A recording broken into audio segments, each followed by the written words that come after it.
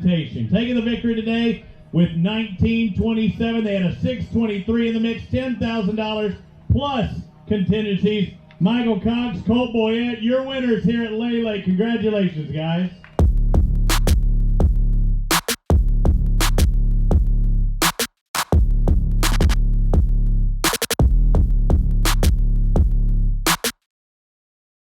Welcome to the Winners Tacklebox, brought to you by Academy Sports and Outdoors.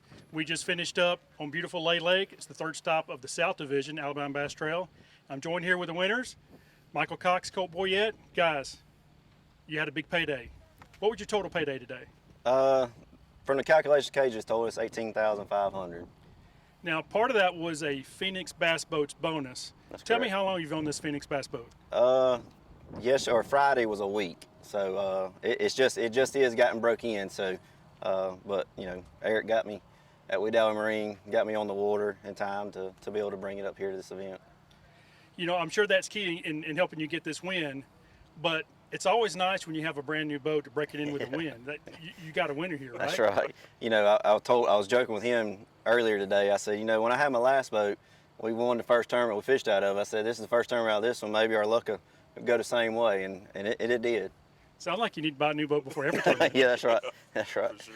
All right, now let's get on to some of the techniques you used. I understand you guys caught your fish on spinner baits, and your better fish was on a swim jig. So tell me kind of how your morning started when you got to your first area. How was it?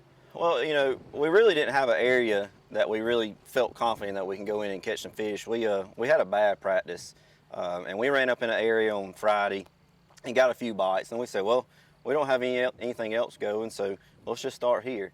And we got off to a slow start with some small keepers, and then we landed that big one.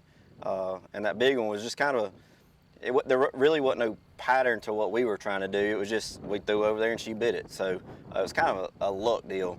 But majority of our fish come on the spinner bait. We was down on the bottom end.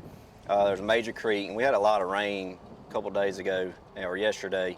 And we felt like that flow of water coming out of that creek was kind of positioning them fish on little small pockets that kind of come off of that creek. So we felt like that it was kind of positioning the fish on the downside of the points, and we would just get downstream and throw that spinnerbait up on the point and kind of come back with the current, and they were positioned like we thought they were, and we was able to run that pattern through that entire creek. So.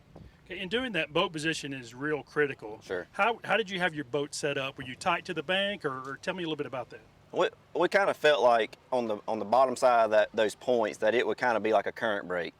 So we would kind of position our boats kind of in the pocket just a little bit and cast back out into the channel and bring it across the point. Kind of, if there was a current break, I mean, it's not a real defined 80, but we felt like that it was be able to block some flow and position them fish up on those breaks for any kind of bait or anything that would come down. So I would kind of position my boat inside and put it on spot lock, and we would get up on the front deck side by side and make long casts across that point and just slow reel it back.